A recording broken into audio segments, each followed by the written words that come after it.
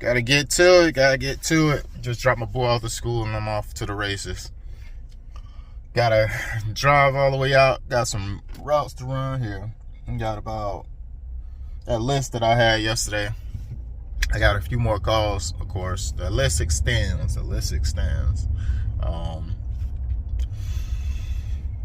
But luckily, I'll be in that area where I actually gotta go.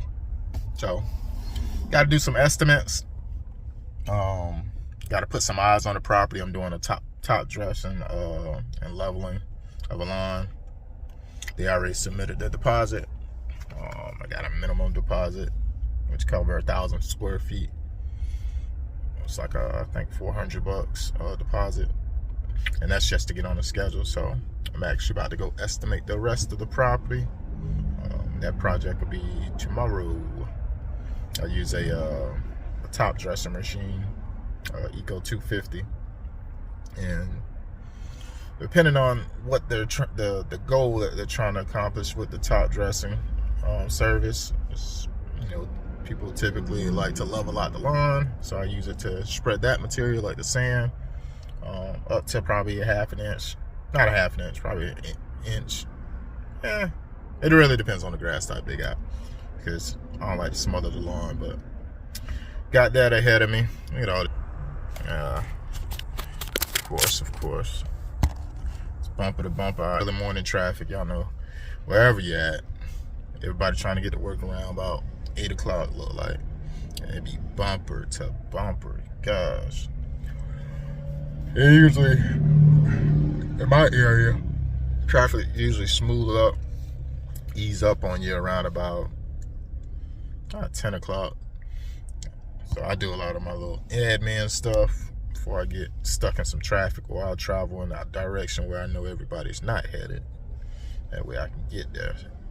Because one thing about me, boy, I don't like being in traffic. It's so unproductive. It almost make me feel like I wish I had a chauffeur or a driver, because I can be productive. I can be on the phone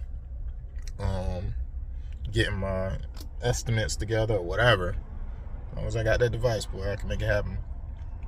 But yep, got a busy day today.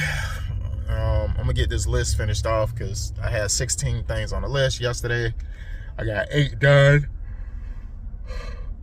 So I wasn't tripping too bad. I actually got 7 done. It's 2 of these things that's gonna run together, so they pretty much on the same street, same area. So gotta get to it.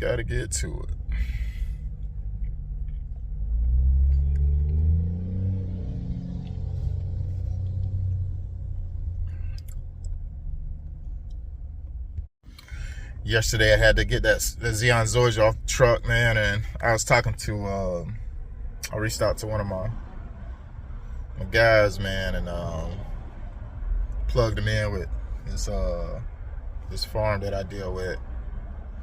Pricing is significantly different than any other place around, and I know they got quality stuff. I used to actually drive to the farm. I feel like all the farms are roughly 45 minutes to an hour away. This one falls within that realm as well. But being resourceful, man, I don't know, man. I don't know why it's so expensive for the Xeon Zorge. It's almost like, here, it's almost $500 a pallet. And that comes with 500 square feet. Some of them, depending on where you get it from, come with $450, but it's almost $500 per pallet. If at minimum, $400 something per pallet. Unless you're getting like 20 pallets, which I did just do an estimate for, that's when they get it down to $300. But you got to be in at least 20 to get that price point, and that doesn't include delivery. So you still have to pay another, I think, $250, because it takes 2 trucks. So that's another $500. Trying to be calculated on these costs, because it add up real fast. Got a decent project coming out. this upcoming week. Yeah, my little homework, and we strapped ready to go. Strapped and ready to go. So Monday through Wednesday, I got the schedule blocked off for a project that is a 2-day project, but I'm allowed 3 days for it because it's a lot going on. We got a lot of grading to do. We got a lot of removal to do. We're gonna have probably 2-3 dump trailers out there. We got to put down some gravel rock, compact it. I'm not gonna be doing all this stuff. I'm gonna be doing the probably part of the tear out, and let my boy do the grading and the compaction of the some bricks that's around the driveway. Got to correct the base, but we got definitely a busy week next week. So, and then I got another job directly after that. I just got 3 jobs after that. So I'm gonna have to be going in ready, lock and loaded. I'm gonna be putting out some exclusive grass. So I just figured out the other day when I was on the phone with one of my side suppliers, we got another grass type, exclusive, limited this year. Got St. Augustine, the Scotts Pro Vista. So that's kind of cool. We got a few more that's new. They came out last year on the market, but of course, when it's new, you know, everybody want it. They have obligations to where it goes first commercially, and they ran out of harvest, so they won't be harvesting the Cobalt St. Augustine and the Cobalt St. Augustine until I think he told me May, which I'm like, dang.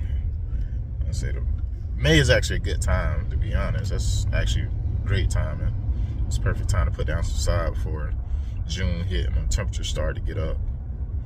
But just mapping out my logistics, because sometimes we don't think about how everything fall in line. I've been blocking off my schedule though, because I got like 3 projects a week, and I'm trying to slow down on the project so I can close more lawn care clients as far as weed control. I've been up in my arsenal. I only got some products yesterday. I think it's gonna be a game changer for me. Timing is everything. I was talking to my mentor, and I got some high-end products, and more than likely sometimes they're not as effective when the temperatures are not right. So as of right now, it is 48 degrees. So some products work better at like 70 to 80 degrees, like that mid spot, where it's at least some heat, you know. They work better with heat. So yep, so I got some stuff in my arsenal I need to get to. I'll be putting some of that stuff out today. I bought some tanks because I gotta get some paper for my label maker. I got a label maker, and I got some bottles I got some 2.5 gallon herbicides that I need to put into a measuring container. Measuring container, I think it's like 32 ounces if I'm not mistaken, but they're empty, and I need to make sure I label them. I try not to use marker because marker kind of fades off of those, but I need to get my label maker working. I just need to get some some new sticker tape, whatever, put it in there and print out some official label for these bottles, because more than likely I'm not gonna be changing out no product in those bottles. Unless I pour something like a change up in my 32 ounce measurable bottle, there's no need for me to, you know, go back to the 2.5 unless it's time to refill the 32 ounce. But it'll be dedicated specifically for that herbicide. Trying to get organized with this stuff, because I can't have stuff that I'm looking at and I can't identify. That's what I do not want, because that'll be a waste. That's a waste of money when you're not organized. You got to be very, very mindful of what's where when it comes to all these herbicide things. But let me get to it, y'all, because I don't want to keep holding this phone while I'm driving. I'm trying to get to it, and I'm in this unproductive mode of traffic. Gosh, traffic sucks. When this break up a little bit, I'll be able to break free. I'm going out to the country right now. Everybody, and right now, this traffic is everybody heading to the city where all the action is going on, where all the movers and shakers at. I'm going out to the country. I'm trying to get out there where it ain't no traffic. Just how I handle my business out there, start my way out and work my way in. When I used to work for Coca-Cola, I worked for Coca-Cola for like 5-6 years, and I used to have like 96 accounts. And with those accounts, I had about 20 a day. And basically I had to go in, put orders in on the computer for inventory to come into like the hospitals, colleges, convenience stores. I had C-stores, small format, if anybody know about the beverage industry. I had a C-store, and these C-stores, I had that service. It wasn't like a stocker, like a merchandiser where I just put the product up. I literally put the orders in, speak to like managers, make sure stuff is organized, you know, but primarily getting the inventory into the stores was my scope of thing. But anywho, with that, I learned to get my behind up super early. We had a meeting typically at like 5:30. That's when the meetings start. It's an in-person meeting at the branch. And then from there, we have to go out to run our route. And supposedly, you're supposed to get off around 5 o'clock. However, it was one of those jobs that challenge your integrity. You could do the wrong thing and, you know, cause more work for other people by just not doing the inventory and putting the order in blindly. And now they got an overstock of all this different stuff that shouldn't be there because they haven't ran through the previous stuff. The only way to run through the previous stuff is to stock it. So what I used to do is I used to stock my shelves, because if I'm in a sales position and the only way for me to get more sales is if product sells, but the store can't keep up with the amount of drinks that's blowing out through a store. The driver, he's only there once, maybe twice a week. He can't do it. And then when I come there, I'm not doing it. Like, you know what I'm saying? I feel like I had to do my part because it's a group effort for this stuff to work together. Like, it's benefiting the driver because he's delivering a specific amount. He get paid by the amount that's delivered, so it incentivizes him to make sure the shelves are stocked. And the store, on their behalf, I feel like they didn't care as much. The district managers cared the most. The stores was like, I don't have enough employees. I don't have enough labor to do that crap. Like, we got so much other stuff to worry about. So it was one of those things where you can go in, look at the shelf and see some stuff empty, punch your order in and get out and not even look at the inventory. Like, that was not a thing for me. I tried not to do that. So I used to work 7 days a week. It was a salary-based position, so I was supposed to work Monday through Friday. And I used to work 7 days a week. Literally, because I still had to get those orders in. I had orders that I had to put in on Friday for Tuesday delivery. I had orders that I had to put in on Friday for a Monday delivery. All that stuff is prepared on Saturday, so you got to get your orders in by a specific time and stuff like that. But anywho, that was a challenge for me. So figuring out how to get off early, I had to master traffic. More of the story, that's what I'm getting at. I had to master traffic. So the days that we didn't have our 5 a.m. meeting, 5:30, 5 a.m., whatever, I used to hurry up and get downtown, get to the busiest part of my route where traffic can be challenging. I get downtown to knock out the hospital, the college, and then the other factor was this: they want you to speak to a manager and stuff like that when you're on site. Early in the morning, sometimes those people ain't even available, so it's like you're at the mercy of other people, and it's over 25 accounts you got to get to. You're not gonna see the manager every time, so they usually have like a shift manager or something like that on schedule, but you ain't gonna see a manager every time. So I couldn't make that my primary focus. Like, man, this store got to get an order.